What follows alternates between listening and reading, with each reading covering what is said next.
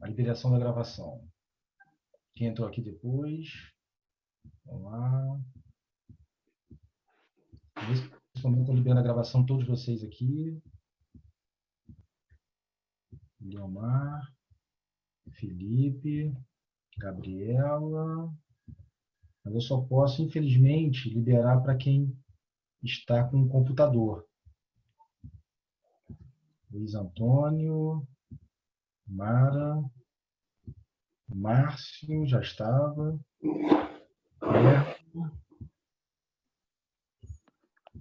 Renan já foi. Sara também. Thalisson, não. Vinícius. Ó, Yasmin. Ítalo, permitir gravação.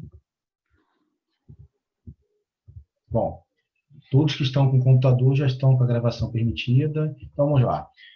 Bom, senhores, mais uma vez, boa noite.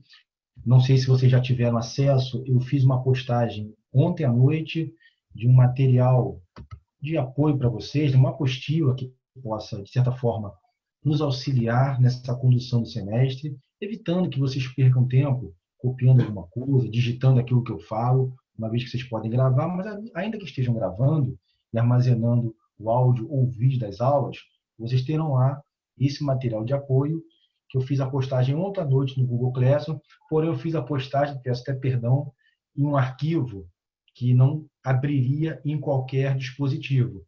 E hoje mesmo de manhã, eu verifiquei esse erro e eu fiz uma edição e até inseri, na verdade, ainda não é a apostila total do semestre, uma parte dela, eu inseri ela até em formato do Word, o qual facilita muito vocês, até para a questão de vocês poderem retificar alguma coisa, acrescentar alguma coisa, anotações, colocar em negrito, enfim, facilita que vocês usem esse material não apenas em formato PDF, onde não poderia ser, na verdade, modificado. No formato do Word, eu entendo que vocês ficam mais criativos para, assim, se entenderem, criar lá algumas questões, enfim, fiquem à vontade, não é nada, não é material, não é livro, não é doutrina, não tem nada de impedimento que vocês possam manusear da melhor maneira possível. Tá bom, então. Iniciando agora o semestre do Processo Civil 3, nosso conteúdo trata de execução, cumprimento de sentença. E aí nós temos esse início chamado Teoria Geral da Execução. Quando você fala de execução, significa que eu posso ter um processo que já se inicia através de uma ação de execução, ou eu posso ter um processo que esteja em fase de execução. A ação de execução é aquela fundada no chamado título executivo extrajudicial, que nós iremos, inclusive, hoje nessa aula, elencar, conforme o artigo 784 do CPC, todas as possibilidades, enumerando aqui todos os títulos executivos extrajudiciais. E temos a fase processual, que seria aquela fase posterior à sentença transitada em julgado, conhecida como fase de cumprimento de sentença, execução, que é a linguagem popular do direito processual. Mas, tecnicamente falando, esse atual Código de Processo Civil, a Lei 13.105, de 2015, ela traz a figura do cumprimento de sentença. E aí é uma fase processual, onde você precisa do chamado trânsito em julgado de uma decisão que vem a condenar alguém a pagar alguma coisa, que é a chamada obrigação pecuniária, obriga alguém a fazer alguma coisa, deixar de fazer, ou até mesmo de entregar algo.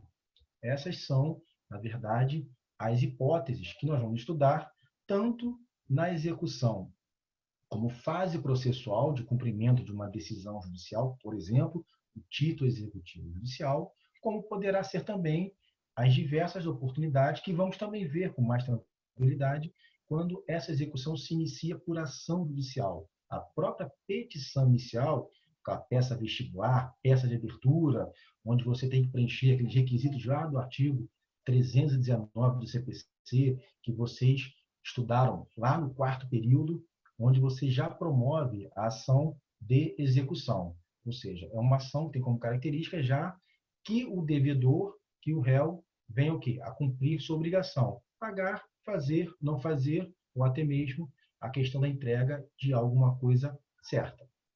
Enfim, quando você fala de execução, vem na cabeça o seguinte: poxa, mas há necessidade de você promover a execução no direito processual, mais especificadamente no processo civil? Não. Vocês tiveram, no semestre passado, em processo civil 2, todo aquele estudo, aquele caminho que traduzia o quê? A produção de provas, a instrução processual, testemunhas, provas documentais, provas periciais, prova emprestada, provas eletrônicas, né, que agora é a grande modalidade desse novo direito processual, muito aí antenado, atualizado às nossas expectativas tecnológicas, enfim. E aí vocês perceberam também que precisa de uma decisão judicial fundamentada, vocês tiveram as sentenças definitivas, as sentenças terminativas, e a sentença definitiva, na verdade, quando vem a condenar alguém, você tem ainda o direito que ao recurso.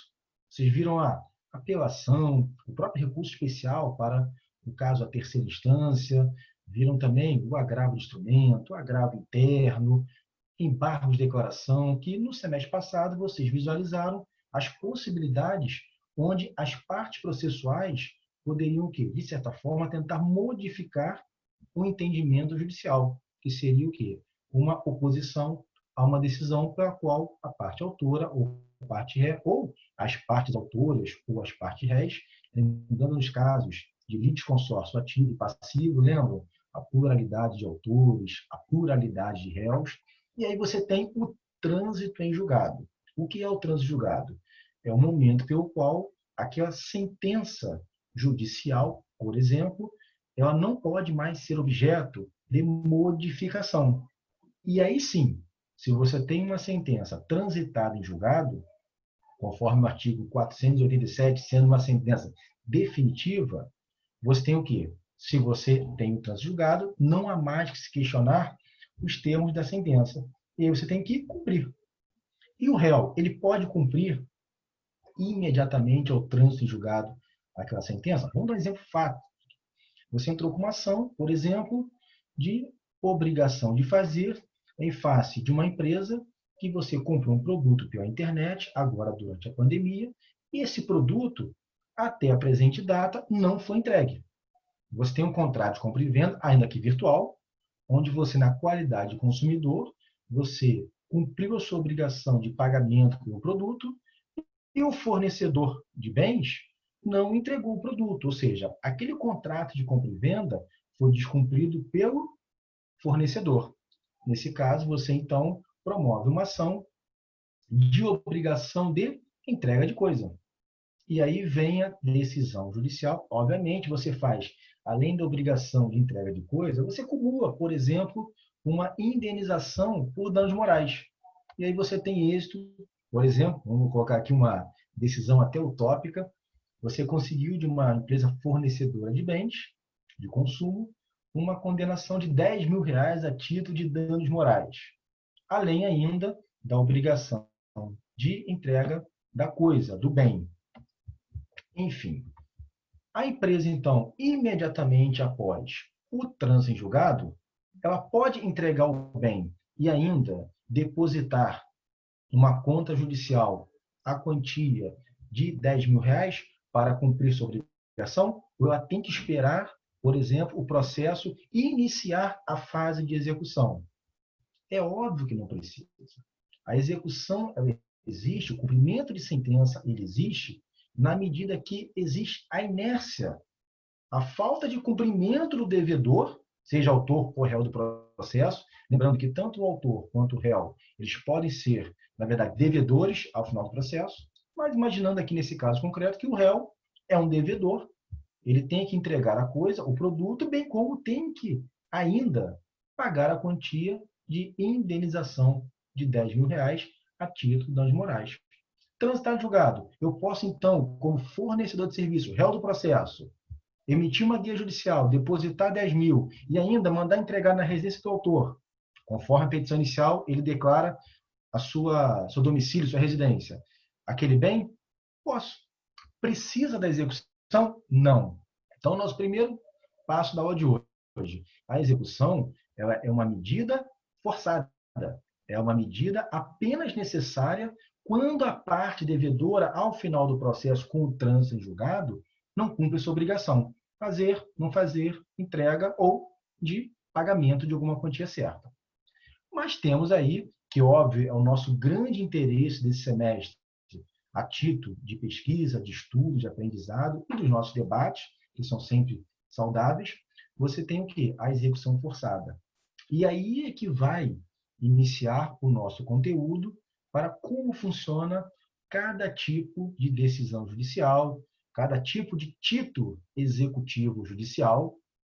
Vamos ver lá no artigo 515 do Código de Processo Civil, onde enumera, na verdade, todas as hipóteses, quais são os títulos executivos judiciais. Bom, vamos lá. Artigo 515 do Código de Processo Civil. São títulos executivos judiciais cujo cumprimento dar-se-á de acordo com os artigos previstos nesse título. Inciso 1. As decisões proferidas no processo civil que reconheçam a exigibilidade de obrigação de pagar a quantia certa, de fazer, de não fazer ou de entregar alguma coisa. Bom, isso nós já falamos aqui. Você tem uma sentença condenatória que obriga o devedor a pagar, fazer, não fazer ou entregar, está aqui como um dos primeiros, no caso, títulos judiciais que o Código de Processo Civil prevê. Lembrando que essas decisões, elas são o quê? Alicerçadas no artigo que vocês viram no semestre passado, 487 do Código de Processo Civil, que são as decisões judiciais chamadas de sentenças definitivas, aquelas que extinguem um processo e apreciam o mérito. Perfeito? Lembra dessas aulas? Professora Ana Cristina, minha grande amiga. Segundo, a decisão homologatória de autocomposição judicial. Vou fazer uma pergunta rápida aqui. Eu não sei se algum de vocês, antes da pandemia, obviamente, né? Antes do 11 de março, mais precisamente, agora em 2020, se algum de vocês já prestou algum tipo de estágio ou trabalho, seja como servidor público, em ambiente forense, no caso de participar de audiência, como conciliador, como mediador. Alguém aqui já participou, já fez esse tipo de estágio no fórum? Nenhum de vocês? Mas já assistiram alguma audiência?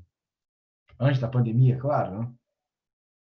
Perceberam, por exemplo, vocês estiveram lá no quarto período, onde estudaram aquele procedimento da petição inicial, os requisitos, o artigo 319, onde na própria petição o autor tem a obrigação de informar se pretende ou não audiência de mediação. Lembram disso? Como requisito da petição inicial.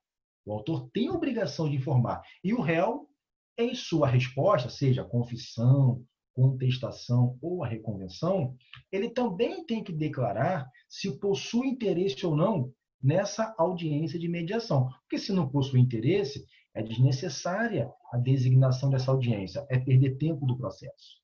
Perfeito? E aí vamos lá. Qual é o papel, assim que vocês, não sei se alguém já fez o estágio, já fez alguma... Assistiram? Tem alguém interagindo com a gente aqui. Então, assim, na medida que vocês assistiram a audiência, perceberam que a figura do mediador é uma figura de extrema importância. E o mediador não precisa ser o juiz. Ele pode ser alguém designado, normalmente é um estagiário, né? Embora a lei de mediação é uma outra questão à parte que os tribunais, aqui no caso, o TJ do Estado de Janeiro, ele não cumpre à risca a lei 13.140, que é a lei da mediação, onde estabelece uma série de critérios para o mediador judicial, e vamos mais à frente dialogar sobre isso, mas não é o caso agora. E aí, então, qual é o papel desse mediador? Ele resolve o conflito? Não. O mediador tão somente faz o quê? Ele, nesse caso, por ser uma autocomposição judicial, entendo o quê? O que é autocomposição? As próprias partes estão compondo e tentando transacionar ali, negociar e chegaram a um consenso.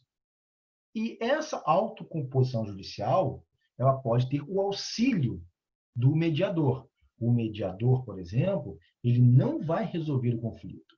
Ele apenas vai instigar, proporcionar, orientar e facilitar esse entendimento entre as partes.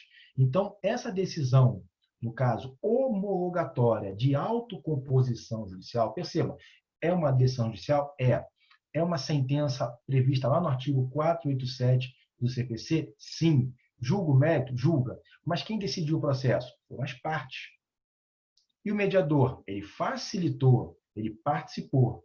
Ah, mas e a sentença judicial? É uma sentença homologatória, ou seja, ela reconhece a razoabilidade e que os termos propostos naquele acordo judicial, eles estão o quê? Plausíveis, razoáveis, estão de acordo com a possibilidade de extinção do processo, sem que o juiz verifique que as partes, ou uma das partes, tenha alguma forma de lesão. Esse é o intuito da decisão que reconhece a autocomposição, ou seja, mas as partes foram na audiência, na presença do mediador, chegaram a um consenso. Vou dar um exemplo aqui, claro, direito de família. Eu sei que raramente vocês daqui poderão ter assistido uma audiência em vara de família, porque são processos que correm em segredo de justiça. Mas se alguém já fez estágio, alguém já participou, até por uma questão pessoal, perfeito, Renan e Joana, ele acaba fazendo o papel ali de facilitador, de mediador, perfeito, intermedia ali realmente as partes. A função dele é essa, ele não tem o poder decisório, mas ele tem o quê? A atribuição pelo Estado naquele momento, ainda que seja estagiário, não remunerado, naquele momento, o mediador, ele é o Estado. Ele tem a função de servidor público, até responde como tal. Só não tem o bônus, que é a parte boa da história, mas ele tem o ônus, a obrigação de se portar como servidor público, que é naquele momento. E aí, então, percebam, as partes vêm a transigir, chegam a uma autocomposição, é submetido ao crivo do magistrado responsável por aquele processo, e esse juiz, então, vai lá e dá uma decisão homologatória, transitado e julgado naquele momento. Por quê? Vocês viram no semestre passado, em processo civil 2, que não cabe recurso de decisão que homologa o quê? Autocomposição. É sentença irrecorrível. Por quê? Porque o juiz apenas ratificou a manifestação de vontade das partes ali daquele processo e extingue o processo. E vamos me dizer que ainda que tenha sido feito o acordo, vou dar o exemplo aqui da vara de família, onde há um problema de dívida de pensão alimentícia, mas na primeira audiência de mediação, nós temos, então, a figura do devedor de alimentos oferecendo a proposta de acordo, parcelado, enfim. E o alimentado, seja o menor representado pelo seu gestor, ou o próprio, no caso, maior de idade, muitas vezes a pessoa está cursando um curso superior, a partir dos 18 anos, ele continua tendo direito a ter a pensão alimentícia até os 24 anos. Ou um ex-cônjuge, mulher ou homem, que de repente tenha lá esse direito já adquirido por uma decisão judicial, uma negociação de pensão. E aí, então, nesse caso, essa decisão que homologa e as partes transigiram, e se não for cumprido o acordo? Aí vem a execução. Aí você pega a minuta do acordo homologada pelo juiz e promove o quê? A execução daquele acordo não cumprido. Cristiano, ele é o fair play. É por aí. O que você fala em mediador, eu concordo com você, Cristiano. O mediador, ele tem que ter uma visão muito altruísta. Ele tem que ter uma visão que transcende a convicção pessoal dele. Tem que ter a sensibilidade, naquele momento, de persuadir as pessoas envolvidas naquele suposto conflito e tentar chegar a uma resolução, evitando uma demanda processual desnecessária, muitas vezes.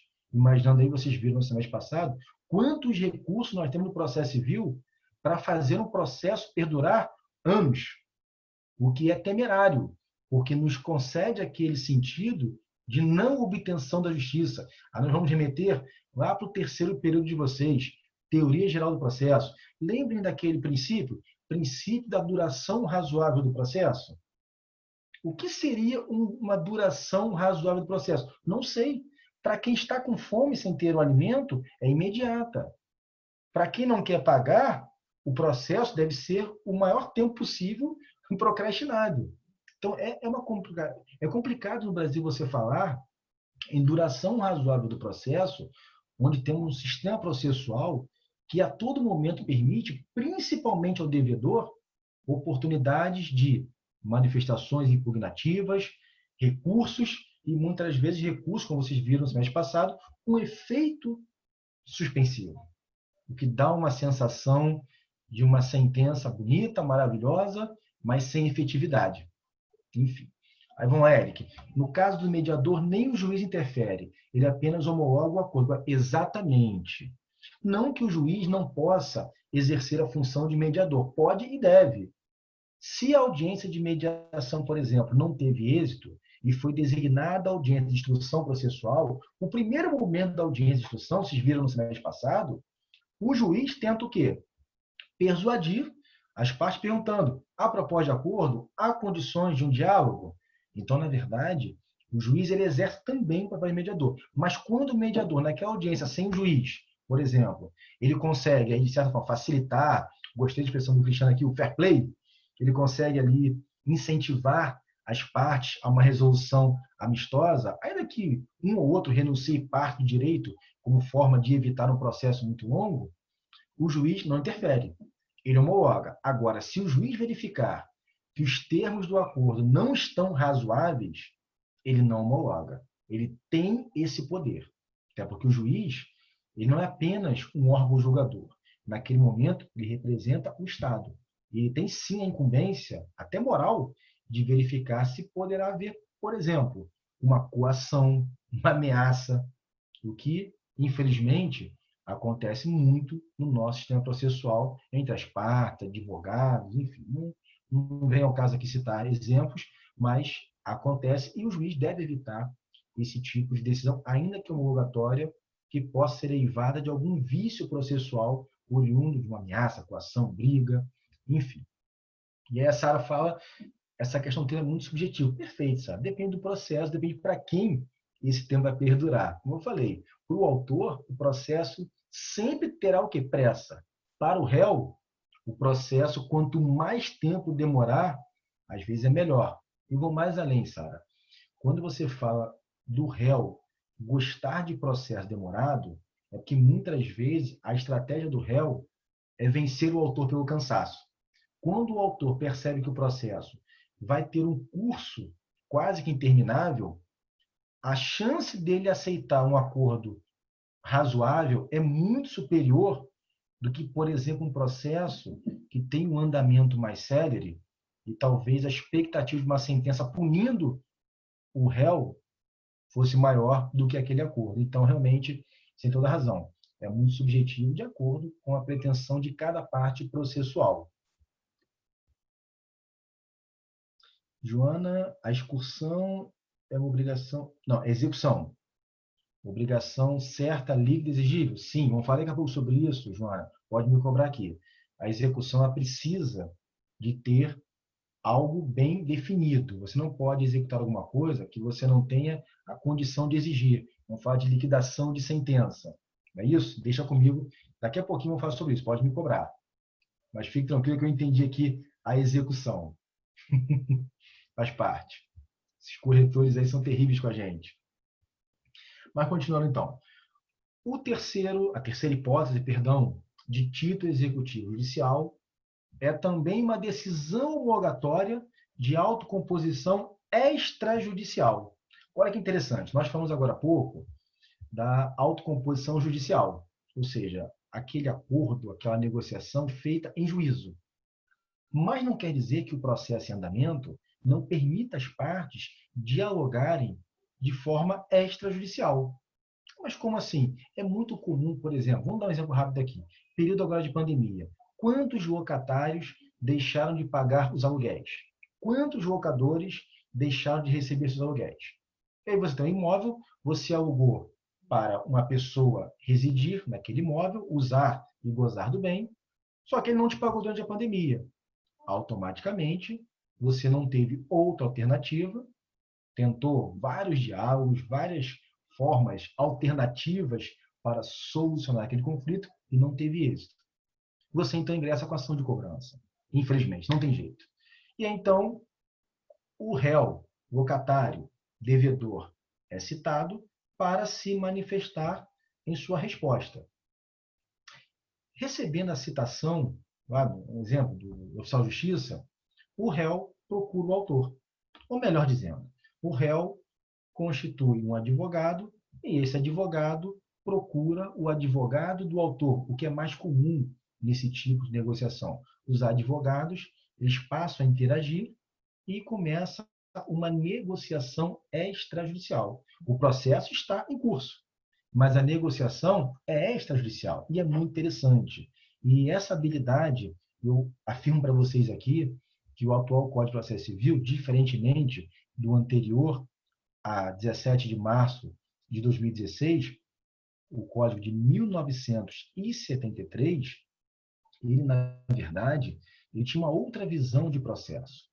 Era um processo mais, vamos dizer assim, litigioso, onde havia realmente aquele conflito. O atual Código de Processo Civil, ele coloca a advocacia, principalmente, numa posição de mais estratégia do que propriamente de efetividade de atos praticados no processo. O que significa isso? O advogado tem que ter mais habilidade em tentar resolver os conflitos, ainda que exista o processo em andamento. Isso não significa que os advogados, que não são inimigos, pelo amor de Deus, são adversários, eles litigam, eles não brigam. É uma grande, desculpa a expressão, imbecilidade daqueles advogados que se denominam inimigos. Não tem o menor sentido. Opiniões antagônicas, opiniões divergentes, não tem nenhum problema quanto à relação, não vou falar de amizade, mas uma relação de cordialidade entre os profissionais de advocacia. Tem que se entender que aquela audiência, para muitos, pode ser uma arena de embate, mas não significa dizer que saindo daquela porta não exista diálogo. E muitas vezes a falta de estratégia, a falta de diálogo entre advogados ocasiona o quê? Processos que poderiam facilmente serem objetos de uma decisão homologatória de autocomposição e acabam não sendo por intransigência dos advogados. E aí, então, fora da justiça, os advogados se reúnem, negociam, chegam a um termo. Ou até hoje, né? Vamos falar assim, você pode negociar por WhatsApp, por videoconferência, por e-mail, mensagem de texto. Confesso a vocês que agora, há 2 meses atrás, eu tive algo inédito. Eu fiz uma negociação por videoconferência com um advogado de Goiás e um da Bahia. E eu falando do Rio de Janeiro. Algo que eu nunca imaginei na minha vida. Normalmente, o meu cliente teria que pagar passagem aérea, hospedagem, alimentação, o meu, vamos dizer assim, o meu trânsito, né? Meu transporte, fora meus honorários, obviamente, né? E eu pude, da minha residência, fazer uma videoconferência e negociar um acordo extrajudicial de um processo em andamento. Olha que interessante. A tecnologia aproxima os distantes, quando muitas vezes a tecnologia também, né, brincadeira à parte, ela acaba distanciando os próximos. Enfim, mas voltando aqui. Então, se as partes e ou seus advogados conseguirem essa autocomposição extrajudicial, ótimo. Façam um termo de acordo, como você preferir, todo mundo assina, peticiona no processo judicial, o juiz vai receber, vai à conclusão, e ele vai, se entender que está uma negociação findada de forma razoável, ele homologa. E aí você tem o terceiro título executivo judicial, oriundo do quê? De uma negociação, de uma habilidade efetuada aí pelas partes, né, de preferência através dos seus advogados. E mais outras aqui que nós temos, o inciso 4, o formal e a certidão de partilha, no caso, em relação ao inventariante, aos herdeiros. Vocês já ouviram falar do processo de inventário? Sabe como é que funciona? Alguém aqui já Já viu como é que funciona? Ou, de repente, já viu na família acontecer um processo de inventário? O que é o processo de inventário? Quando alguém vem a falecer, essa pessoa ela deixa bens ou até mesmo obrigações, podem ser dívidas.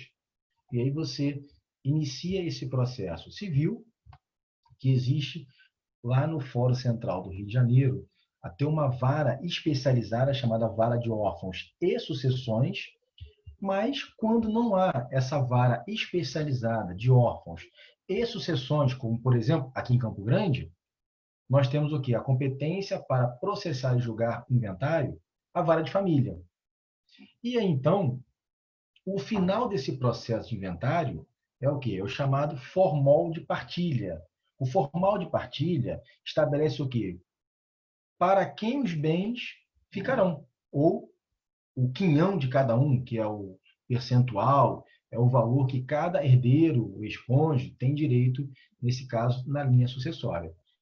Então, esse formal de partilha pode ser o quê? Pode ser objeto de uma execução caso aqueles herdeiros que foram contemplados, melhor dizendo, com o formal de partilha, não cumpram aquela obrigação. Sempre lembrando, a execução só será necessária na medida que não for cumprida uma decisão judicial. Perfeito? Continuando. Crédito do auxiliar da justiça. Vocês tiveram no semestre passado, em processo civil 2, provas. Lembram disso?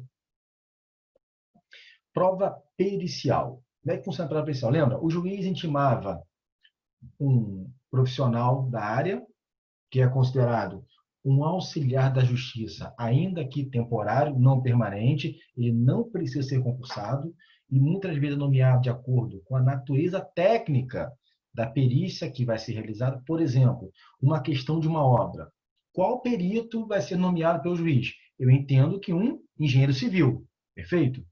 Aí vocês vão lembrar comigo agora. O juiz, então, intima esse perito, em 5 dias, se manifesta no processo, declarando que aceita e estabelece o quê? Os seus honorários, que poderão muitas vezes serem cobrados imediatamente ou, hoje, a grande maioria dos casos, esses peritos, eles aceitam o quê? Receber ao final do processo. É muito comum. E ele, então, optou por receber ao final do processo. A sentença judicial condenatória do artigo 487, a definitiva, não estabelece que a parte derrotada seja condenada também em custos processuais, honorários advocatícios e honorários periciais. Então, aquela decisão produz o quê? Um título executivo. Mas como assim? E se a parte devedora, a parte vencida, não pagar os honorários daquele perito engenheiro civil, o que irá acontecer? Esse engenheiro civil terá o quê? Legitimidade processual para requerer o procedimento executivo. Ele não foi autor, ele não foi réu no processo, mas na medida que ele foi o perito e tem seus honorários ali, na verdade, aceitos pelas partes que não impugnaram. Lembra da impugnação dos honorários? As partes poderiam discordar e até mesmo requerer a nomeação de um outro. Não, aceitaram. Então, aqueles honorários, imaginamos que ele cobrou 5 mil. Quem vai executar os 5 mil é o perito. Ele tem a legitimidade. Já vamos falar até mesmo o artigo 516, que fala sobre isso. Quem são legítimos para requerer a execução no processo civil. E o perito também é um deles. Vamos lá, Renan. As partes chegando a uma solução extrajudicialmente, há a possibilidade de ser criado um título para uma futura execução? Então, Renan, quando as partes chegam a uma solução extrajudicialmente, eu acho que você quis fazer a pergunta onde não existe processo, é isso? Sem processo judicial? Perfeito. Olha, tem sim. Daqui a pouco vamos falar sobre o artigo 784 do CPC. E eu te respondo melhor, para só para a gente não perder aqui o nosso roteiro. Mas fique tranquilo que tem sim uma possibilidade das partes, com advogados, criarem o título executivo extrajudicial. Pode me cobrar que eu vou te responder daqui a pouquinho, conforme o artigo 784 do CPC. Perfeito? Então vamos lá. Professor, Sentença penal. Oi, Márcio, por não. nesse caso O CPC ele prevê que o juiz pode autorizar a parte a recolher 50% no início e o restante ao final. Isso. Correto? Perfeito. Então, no caso, eu não sei como é que funciona aí muito bem a justiça estadual, não sei se a parte não paga, mas na federal, normalmente, esse valor é recolhido logo no início, antes do perito apresentar o laudo. Eu não sei como funciona esse título aí na questão judicial, à luz do que dispõe aí esse adiantamento, o juiz pode deferir. Se isso é normal, é razoável, isso o perito faz o Exige laudo, uma parte, né? apresenta o laudo antes, né? Como é que funciona isso aí, né? Essa parte estadual aí? Não sei. Então, Márcio, isso vai depender muito do perito. Nenhum perito é obrigado a receber parcelado ou ao final do processo. Hoje, por conta da nossa situação econômica, a gente tem visto os peritos, até antes da pandemia, posso aqui afirmar, os peritos aceitando receber ao final do processo. Mas eu conheço muito perito que não aceita que não seja feito o pagamento de honorários, caso ele não receba, ele nem faz a perícia. Então, isso aí é muito da relação do perito com o judiciário. Eu confesso a você que tem juízes que já sabem, ó, esse perito aqui eu não vou nem indicar, porque esse perito, ele só vai aceitar se for pago antecipadamente. Ó, esse aqui, eu já sei que ele aceita receber uma parte agora e depois ao final do processo. Esse outro, então, melhor ainda, ele aceita receber ao final do processo. Então, não há uma obrigatoriedade do perito receber depois. Até que, teoricamente, deveria receber antes. Então, isso vai muito assim da disponibilidade de cada perito. Perfeito? Entendi, professor.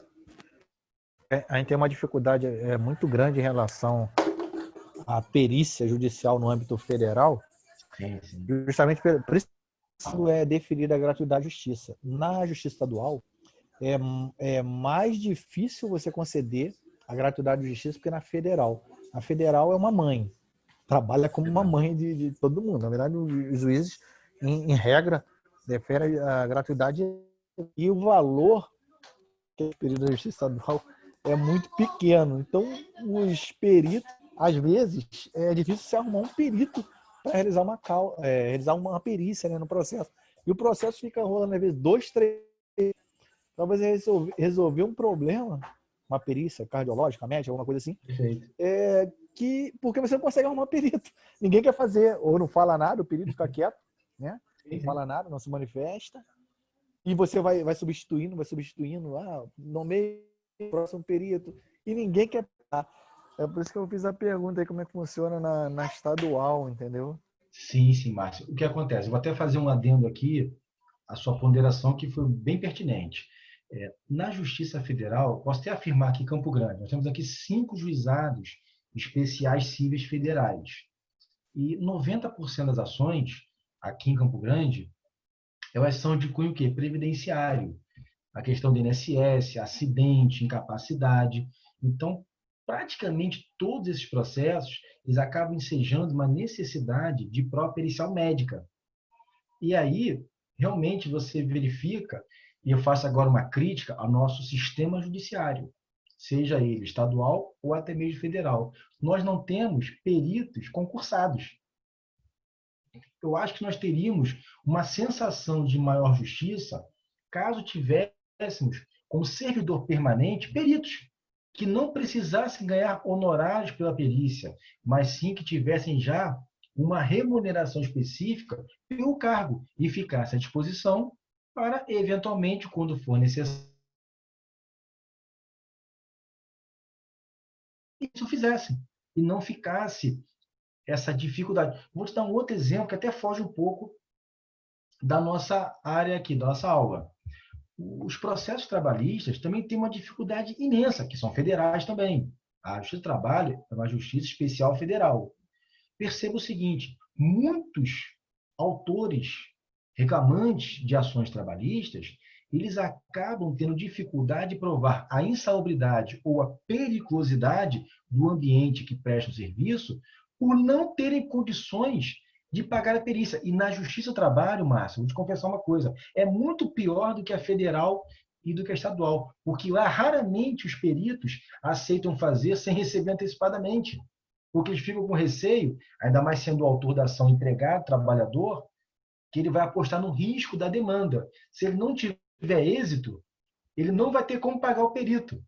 Então, digo uma coisa, olha, como é difícil na Justiça do Trabalho você conseguir uma perícia que receba depois.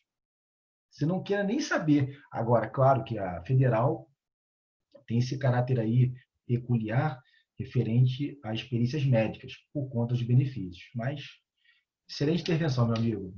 Bacana aí. Ajudou bastante. E só fazer um contraponto Claro. a respeito da sua posição. Até para o senhor, né, repensar não, né? O contraponto o senhor vai, né, voltar de novo. No âmbito, né, tanto da federal, estadual, se o cara for concursado, se o perito for concursado, vamos expressar melhor, o senhor não acha que a imparcialidade do perito ela vai estar comprometida, uma vez que ele é funcionário de uma das partes, entendeu? Talvez, nesse sentido, haja essa dificuldade. O senhor não concorda, não? Não, Márcio, olha só.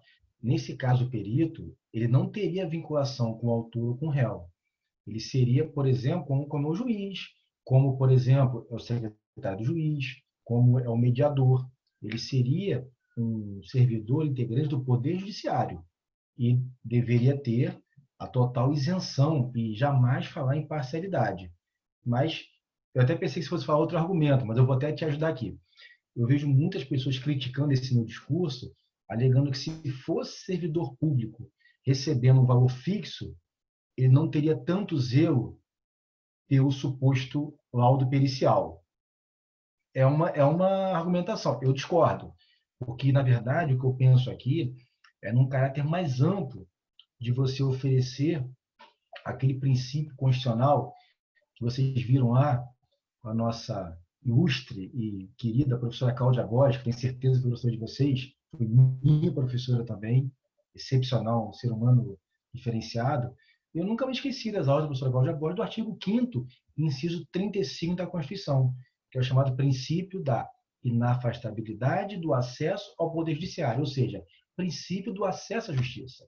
E quando você tem, seja qual for o processo, se ele for em âmbito de Justiça Federal, Justiça do Trabalho, Justiça Comum Estadual, e você não tem a condição de oferecer a qualquer das partes que não tenha condições financeiras uma perícia, você acaba, de certa forma, alijando esse cidadão de ter um sentido maior de justiça. Esse é o meu argumento. Mas eu respeito. Eu só não posso concordar porque parece que você falou que seria o perito ou empregado do autor ou do réu. Não, não é o caso. Ele seria um servidor do Estado como um todo, seja do Poder Judiciário Federal, Poder Judiciário Federal Trabalhista ou do Poder Judiciário Estadual. Perfeito? Ok, professor. Obrigado, meu amigo. Vamos lá. Aí eu estava falando aqui, sentença penal, desculpa, condenatória transitada em julgado. Desculpa, deixa eu ver aqui. Tem perguntas dos colegas aqui. Na federal, nunca vi conceder perícia na empresa. Juliana, a gente sabe, né? Eu conheci alguns juízes federais, até aqui de Campo Grande, e confesso que eu vejo eles fazendo um trabalho muito bom. É uma justiça que eu posso aqui afirmar a vocês que nunca deu problema para a advocacia. Eles são muito solícitos. É muito fácil dialogar com eles. Agora, se falam de perícia, é complicado, né? É difícil. Vamos lá. Tendo feito um acordo judicial, o juiz homologa, porém uma das partes deixa de cumprir. A outra parte pode entrar com uma nova ação extra. Não, aí não. Nesse caso, Joana, como foi feito um acordo judicial, o título é judicial. Nesse mesmo processo que você fez o acordo, você faz uma petição, um requerimento de cumprimento daquela decisão judicial, no caso daquele acordo. Então, é no próprio processo. Perfeito, Joana? Bom, vamos lá. Vocês aí, eu sei que gostam de processo penal. Cristiano, é aquilo que eu falei aqui. Você acho que concorda comigo. Você ter um perito no Poder Judiciário, eu acho que você traria uma sensação de mais justiça, principalmente para o cidadão que não tem condição financeira, muitas vezes, de pagar de forma antecipada para ter uma perícia que vai perseguir um direito. Às vezes você deixa de pedir alguma coisa por não ter condições financeiras de usar o instrumento, nesse caso que é a perícia, como fonte de prova. É uma prova importantíssima.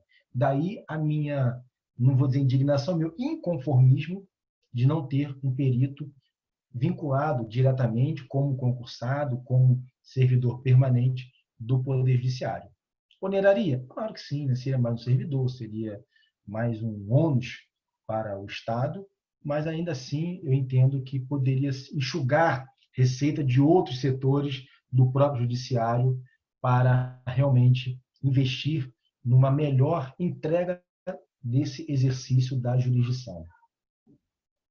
Exatamente, às vezes passar em 10 vezes, mas passar em 10 vezes quando o perito aceita. Essa é a nosso inconformismo.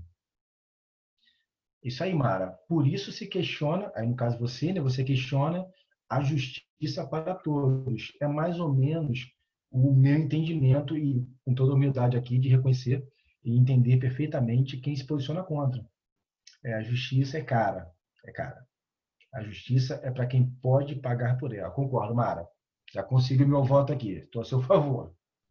Não estou contra o Márcio, pelo amor de Deus. Entendo perfeitamente a ponderação dele. Inclusive, trouxe aqui um assunto que, vamos dizer assim, hipertrofiou o nosso debate final, que é sempre muito bom. Gosto muito quando vocês intervêm assim.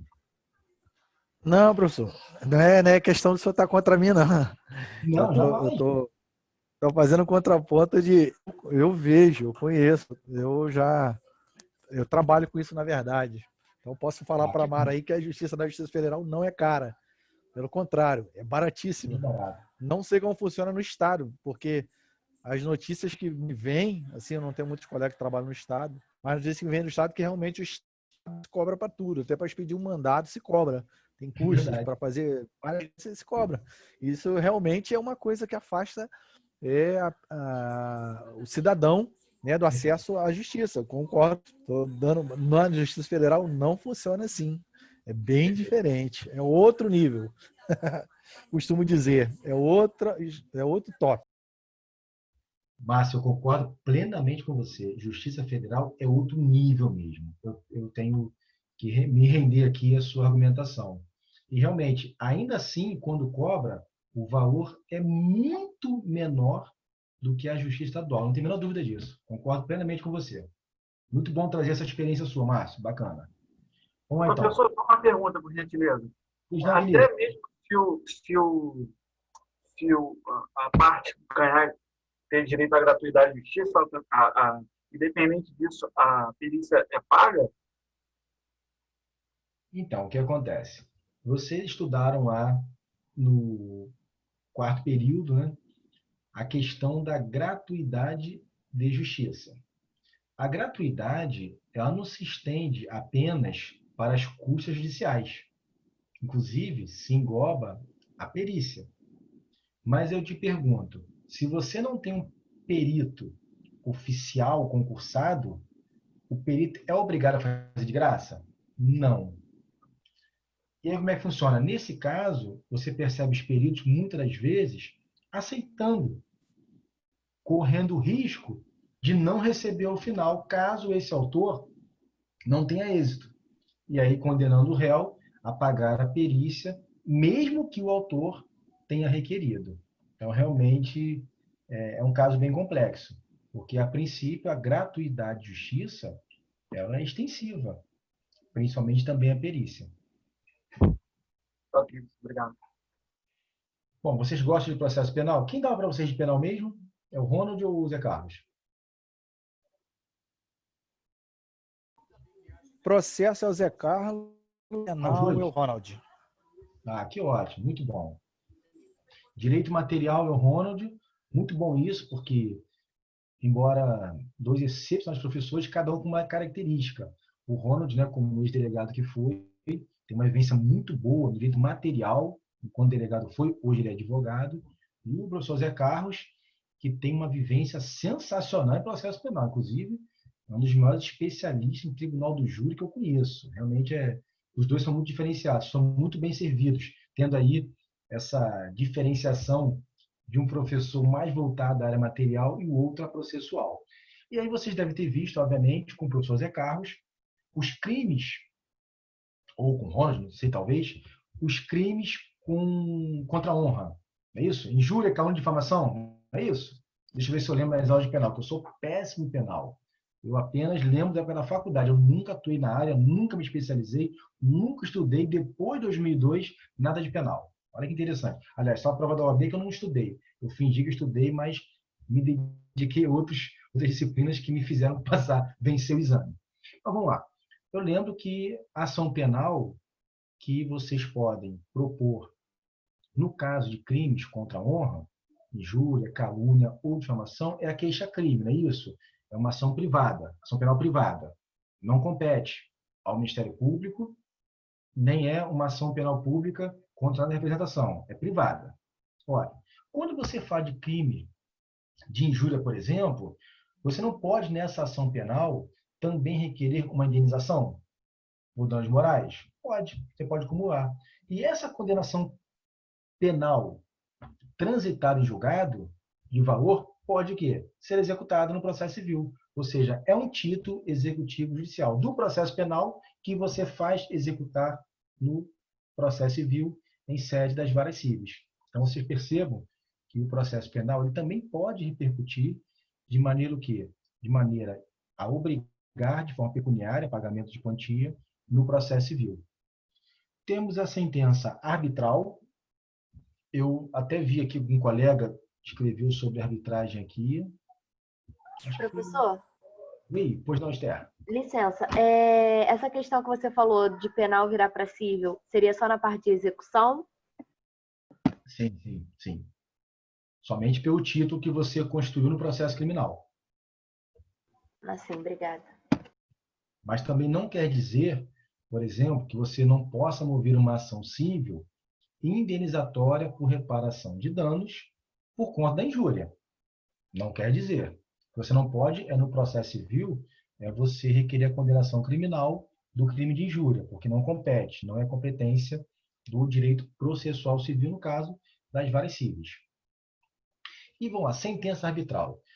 Vocês chegaram a ter, talvez no terceiro período, no início lá do programa de vocês, onde se tem no conteúdo programático, lá um momento chamado métodos alternativos de soluções de conflitos. Lembra? Autotutela, autocomposição, a mediação, a arbitragem, conciliação, lembram disso? O que é a arbitragem? A arbitragem é um instituto alternativo de resolução de conflitos previsto na Lei 9.307 de 96, o qual as pessoas que estão envolvidas em uma relação contratual, eles vão indicar e vão aceitar, tem que haver o aceite expresso de todas as pessoas que sejam sujeitos àquela relação contratual e nomeiam um árbitro, ou 3, 5, 7, 11, 15, sempre número ímpar, porque a arbitragem é um método de resolução de conflitos onde o árbitro ou os árbitros detêm o poder decisório. Olha que interessante. No artigo 515, inciso 7, vem aqui a sentença arbitral reconhecida pelo Código de Processo Civil como título executivo judicial. Como assim? Se, por exemplo, a sentença arbitral é oriunda de um procedimento extrajudicial. Isso é uma grande interrogação do direito processual civil, que não é esse código. O código anterior, de 1973, ele trazia no seu texto, era o artigo 475-N maiúsculo, que também já dava a condição de título executivo judicial para a sentença arbitral. Ou seja, uma terceira pessoa, nomeada pelos sujeitos daquela relação contratual, ele tem o poder decisório. Obviamente que o poder decisório ele é restrito lá no artigo 1º da Lei 9.307, 96, que é o poder apenas para se manifestar em sentença arbitral sobre direitos patrimoniais disponíveis. Pois é, esse caso de queixa-crime, injúria, difamação, danos morais, não cabe, que são direitos indisponíveis. Agora, se for patrimônio, valor do aluguel, a obra realizada, isso é o quê? É patrimonial disponível. Então, pode ser objeto de arbitragem. Então, percebo que o árbitro realmente ele tem um poder. E árbitro vem do latim, arbiter. E diz lá, juiz louvado. Eu acho muito forte esse nome, de você conceder a juiz louvado. Não gosto muito, mas isso é vamos dizer assim, a essência da arbitragem. Ele tem um poder decisório, sim. E ele foi escolhido pelas partes. As partes não aderiram, as partes escolheram.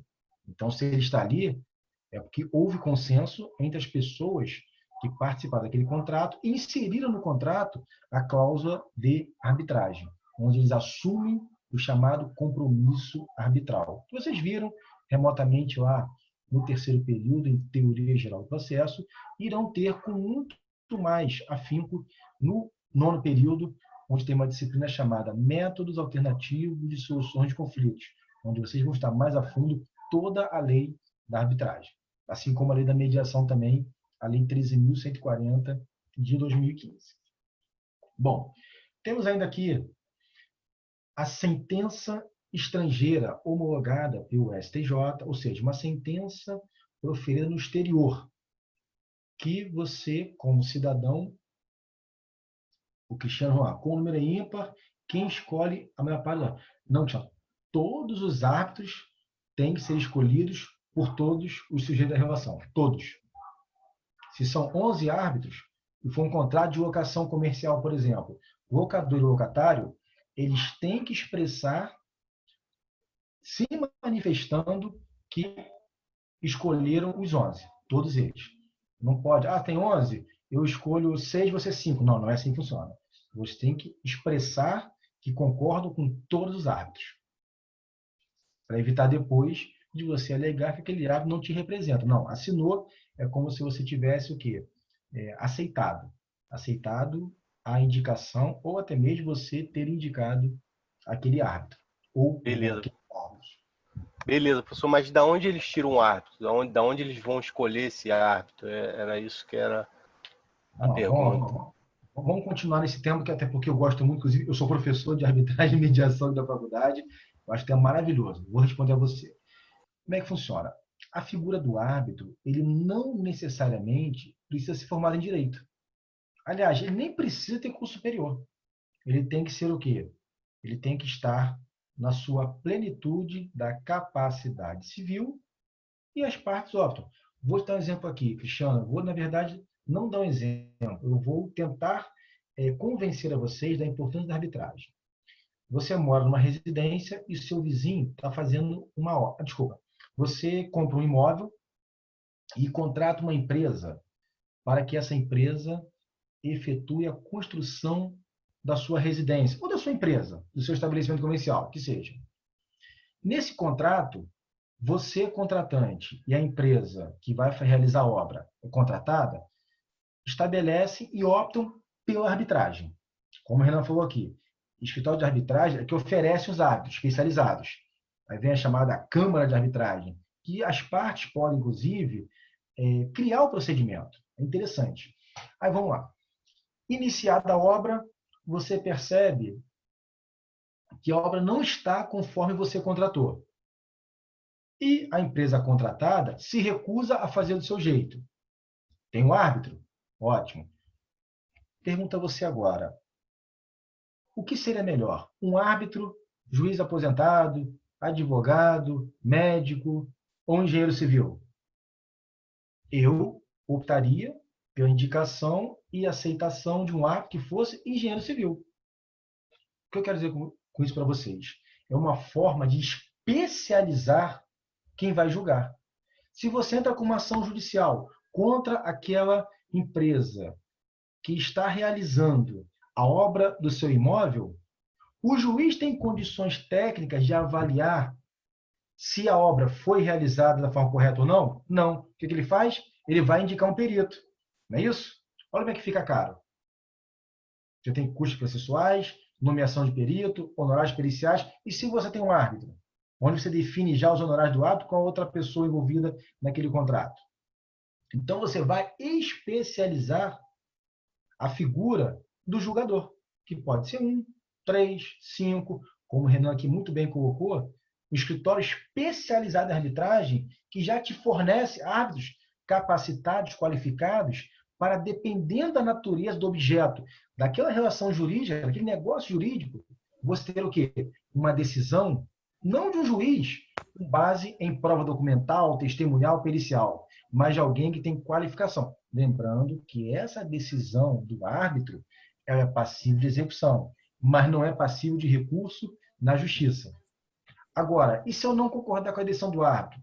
Eu posso entrar com uma ação para anular a decisão do árbitro? Posso. Eu não posso recorrer, mas eu posso entrar com uma ação para anular a decisão arbitral. Olha, o debate da arbitragem é muito interessante, Cristiano, Renan. É muito bacana mesmo. Vale a pena a gente dialogar e, em breve, se Deus quiser, no período, a gente vai ter um semestre aí, caso eu esteja com vocês lá, bem produtivo no que tange arbitragem e mediação. Professor? Desculpa, rapidinho. Márcio primeiro, depois a Esther. Vamos lá. Não, primeiro as damas. Então, vamos lá, Esther, por favor. Obrigada. Então, esse juiz arbitral seria como se fosse um mediador, conciliador? Não. Não por quê, Esther? O árbitro ele não vai ser invocado no contrato para pacificar. Não vai ser chamado para tentar facilitar. Ele é chamado, Esther, para decidir. Ele tem que fazer uma decisão, como se fosse o juiz. Obrigada. Vamos lá, Márcio. Ok. Então, só para tirar aqui, tem um grilo na minha cabeça aqui, que eu já li alguma coisa a respeito disso daí, mas eu não estou convicto do que está na minha cabeça. No Brasil, assim, em termos práticos, normalmente a arbitragem, está aqui esse grilinho aqui na minha cabeça. No Brasil é utilizado na parte marítima, é isso? Ou não? Não tem nada a ver com o que eu estou falando? Tem sim, Márcio. Inclusive, não só na parte do direito marítimo, mas principalmente no sul do Brasil, onde é muito mais utilizado nos contratos de petróleo e gás. Que são contratos de valores assim bem vultosos. E um processo judicial ficaria muito caro. E essas empresas que trabalham no ramo de prestação de serviço, ou até mesmo prestação de entrega desses produtos, elas sempre optam pela questão da lei de arbitragem. Mas confesso a você, Márcio, que ainda é um instituto pouco utilizado no Brasil, porque nós temos a cultura, no nosso estado aqui, como falo, o estado como um todo, no Brasil, da judicialização. O cidadão brasileiro ele tem uma obsessão pelo judiciário, tem uma cultura de levar sempre os seus conflitos para que o poder judiciário resolva. Então, isso é uma cultura que tem que ser modificada. E esses institutos da mediação extrajudicial, como a própria arbitragem, eles surgem em que sentido? Para você reduzir o número de demandas judiciais, que muitas vezes são intermináveis, e trazendo a oportunidade na mediação, no diálogo, na habilidade e na arbitragem, uma decisão mais técnica de algum profissional que você possa ter indicado, já com o intuito de conhecer o objeto daquele contrato, pelo qual ele se obriga como árbitro a decidir, caso seja requerido. Eu acho que você traz uma visão diferenciada dos conflitos aqui no nosso Estado de Direito. Mas, claro que isso é um debate aí interessante. Eu sou muito favorável à arbitragem, mas a nossa cultura da judicialização, ou seja, de gostar de demandar processos, é difícil. É uma construção de você mudar a nossa mentalidade enquanto cidadão. Nós não temos uma sociedade, uma cultura de paz, né? A verdade é essa. Não temos. Vou te dar um exemplo aqui. Eu sei que está chegando quase o final da aula, mas eu confesso a vocês que eu fico muito feliz quando eu consigo cumprir a aula que eu planejei, porque é sinal que vocês participaram e trouxeram assuntos bem interessantes. Vou dar um exemplo aqui. Por que no Brasil o processo, muitas vezes, ele é muito fácil para alguns autores? Não estou dizendo a todos, volto aqui àquele discurso de que a justiça não está ao alcance de todos. Mas fazendo aqui uma comparação com o direito processual norte-americano e o direito processual aqui brasileiro. Por exemplo, aqui no Brasil, você, réu, você é citado para o processo. O que é a citação? Citação é o ato processual praticado pelo judiciário por determinação do juiz para que o réu tome ciência de que está sendo demandado. Essa é a regra do processo no Brasil. Você não tem opção, você está sendo processado. Nos Estados Unidos é diferente. Se você tem uma dívida, se você comete um crime, você é chamado à corte. E perante o juiz, você se declara se você deve ou se você cometeu aquele crime. Se você confessar naquele momento, não tem processo. O juiz ali negocia uma pena com você, uma punição, ou vê a questão do pagamento, e o processo não inicia. Você resolve ali o conflito. Nos Estados Unidos, quando você é chamado e diz, não, eu não cometi esse crime, eu sou inocente, ou então, não, eu não tenho dívida, eu cumpri minhas obrigações, aí começa o processo. Então, o processo norte-americano, por exemplo, ele é feito para o réu quando ele quer. Se o réu não quiser o processo, o juiz pode, naquele momento, julgar. Aqui no Brasil, não. O réu não tem opção. Ele já vai ser demandado, ele vai ser citado. Ele vai ter que se defender.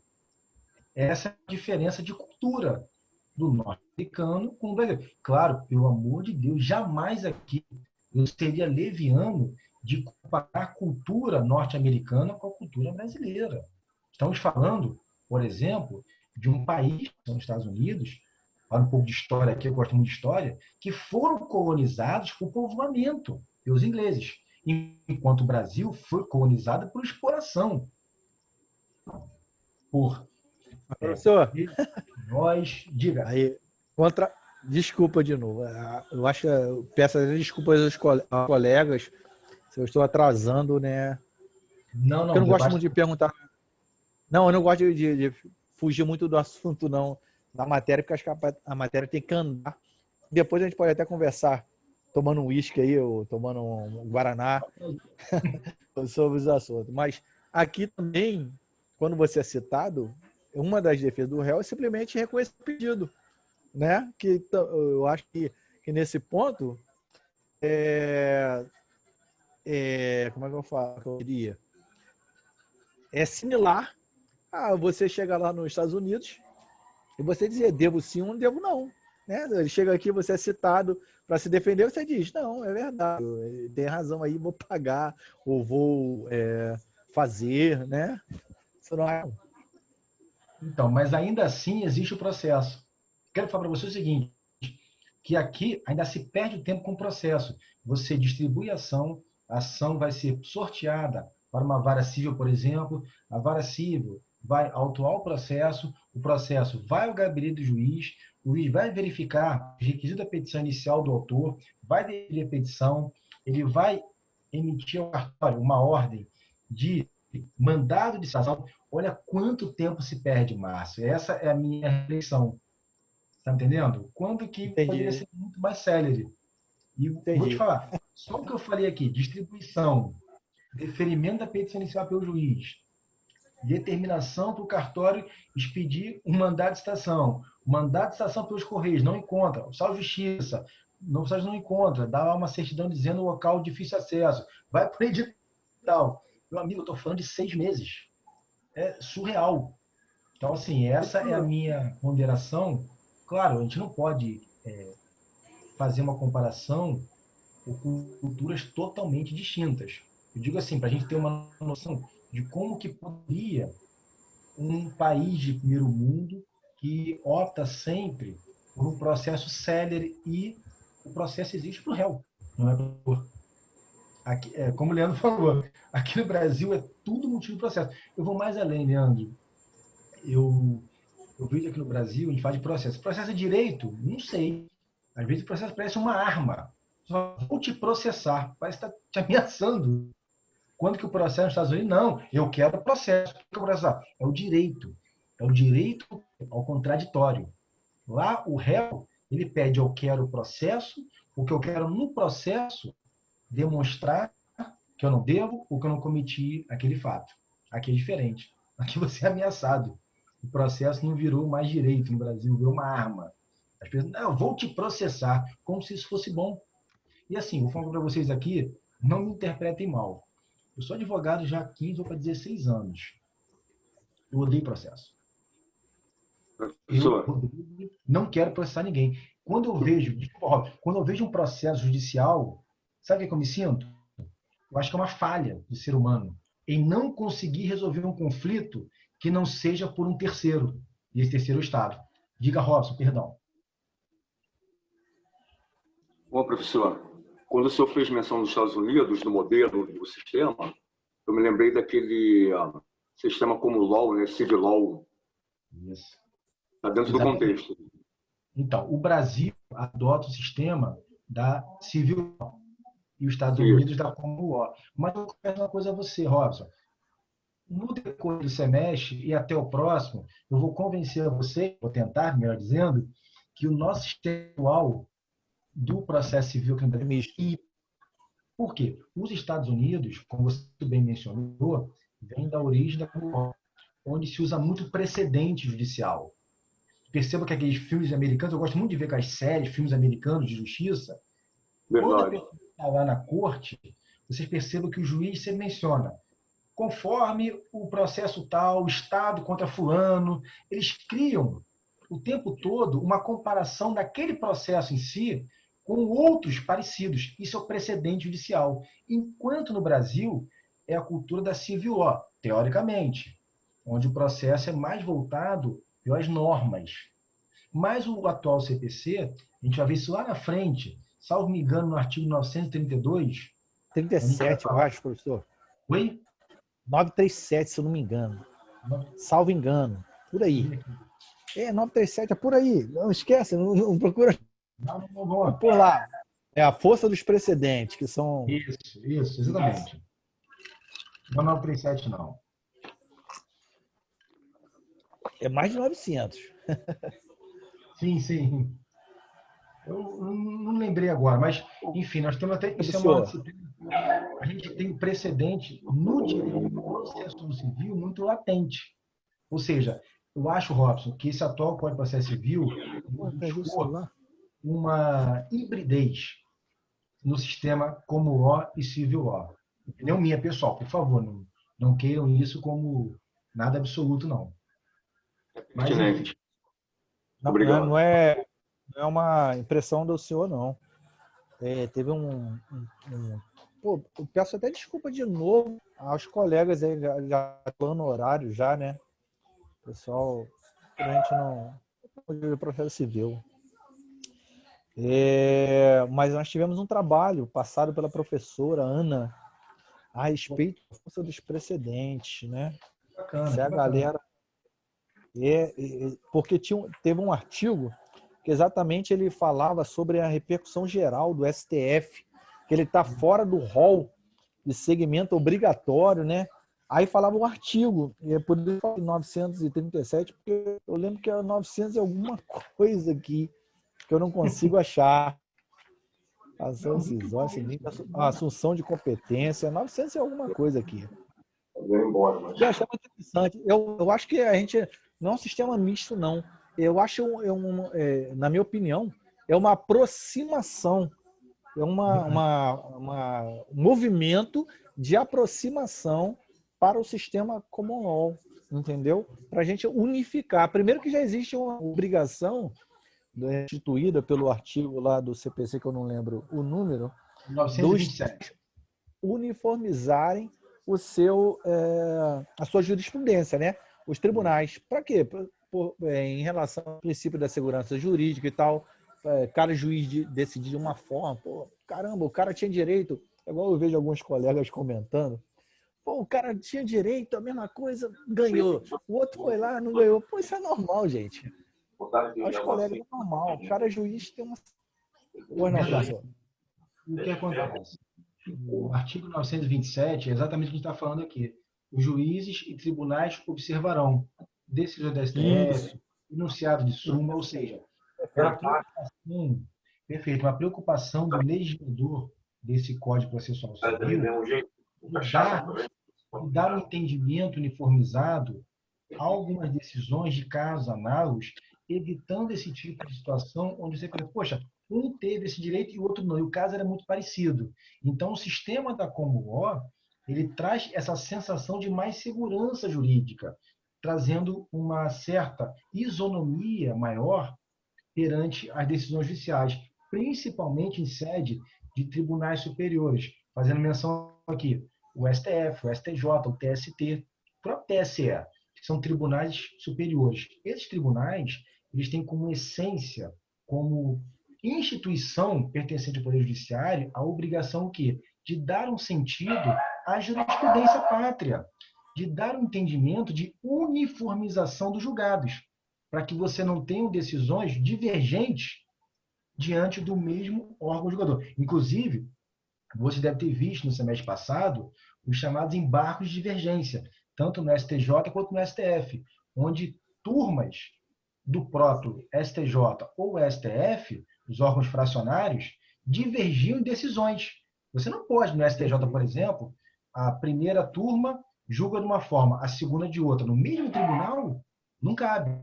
Aí teria o quê? O recurso em embargos de divergência, onde o pleno do STJ faria o quê? Ele decidiria qual a posição seria adotada por aquele tribunal, para evitar essa insegurança jurídica. Perfeito. Essa é uma matéria, eu gosto muito. Professor, desculpa aí, tá bom? Não, olha, vou te falar, eu agradeço muito a participação de todos vocês, já passamos da hora aqui, infelizmente, passou voando para mim, mas olha, fiquem bem tranquilos quanto à questão dos debates, porque como a gente tem aquela apostila, o nosso conteúdo programático, vocês podem anotar o que eu vou falar. A gente vai esgotar o conteúdo no mínimo, 2 semanas antes do final do semestre. Vamos ter ainda um tempinho para promover debate e trabalhos aí, sem nenhuma conotação de ponto, de perda de pontos, fazendo sempre esse debate, atualizações e, principalmente, eu gosto de ouvir vocês se manifestando e tenho certeza que cada aula aqui, o nosso nível intelectual só faz crescer. Então, peço aqui licença a vocês. Vamos finalizar aqui nesse finalzinho do 15h15. Na próxima aula, eu termino falando das sentenças do exterior, com os efeitos aqui, e a gente continua depois com os títulos executivos extrajudiciais. Mas respondendo aqui ao Renan, que fez a pergunta, Renan, quando você tem uma composição extrajudicial, o artigo 784 CPC diz o seguinte: se advogados assinarem, tem efeito de título executivo extrajudicial. Ou seja, aquele acordo sem processo, caso as partes, os sujeitos, né, daquele acordo não cumpram, você pode mover uma ação de execução diretamente, mas desde que esteja assinado por advogados que representem todos eles envolvidos. Ou seja, tem o contratante e contratado, tem que ter o advogado de um e de outro ali assinando em conjunto. E aí tem efeito de título executivo extrajudicial, que é o artigo, daqui rapidinho para finalizar a nossa aula, o artigo 784, vamos lá, deixa eu pegar aqui, 784, inciso 4, o instrumento de transação referendado pelos advogados dos transatores. Perfeito, Renan? Não poderia ficar sem te responder essa, meu amigo. Mas, na próxima aula, eu vou repetir, mas eu não queria deixar você finalizar a aula sem essa resposta. É minha obrigação. No mais, meus amigos, olha, queria deixar aqui uma boa noite a todos. Estou à disposição de vocês. Que tenham um excelente final de semana, se cuidem, muito juízo. E, se Deus quiser, aí na semana que vem estaremos juntos, mais uma vez com uma aula. E parabenizando vocês pela participação. Já vi que a turma aqui é muito boa. A gente pode ter um semestre bem produtivo. Deus abençoe a todos nós. E boa noite. Bom final de semana para o senhor e família. Um Boa noite, abraço. professor. Obrigado. Boa noite, professor. E mais uma vez eu peço desculpas aos colegas aí. Se eu acho que até atrapalhei um pouquinho o Não. Com certeza discorrer da não. aula. Desculpa. Relaxa, Márcio. Agradecer o meu amigo. Abraço, cara. Abraço a Abraço. todos aí. Abraço a todos. Boa noite.